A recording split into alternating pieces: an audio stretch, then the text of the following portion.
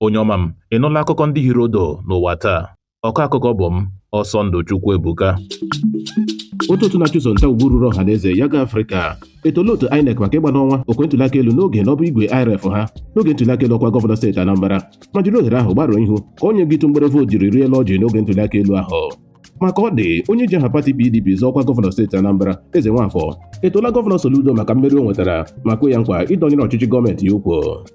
Otu onye bagaba ọkpọtụrụ n'okwu nchekwa Dickson Osaje ekwuola ụgha na ya dọnyere Donald Trump ukwu na ntụnye ya banyere ọnọdụ ala anyị Naijiria ma rụtụ aka na enwere igbu ọchụ mkpochapụ agbụrụ na nke okpukpere. N'ọzọ dịka ibe ya, onye isi otu Pentecostal Fellowship of Nigeria Bishop Wale Oke ekwuola na ịkpọ igbu ọchụ mkpochapụ ndị ụka Kraịst ahụ ọzọ bụ nnọọ imetụ ugwu ndị nwụrụ n'igbu ọchụ ahụ. Ụlọọrụ EFCC ekwupụtala aka chiburu steeti Bayelsa Timipere Silva dịka onye na-achọ achọ ka nwụchie ya n'ihi ebubo itinye aka na gburugburu chandum ego.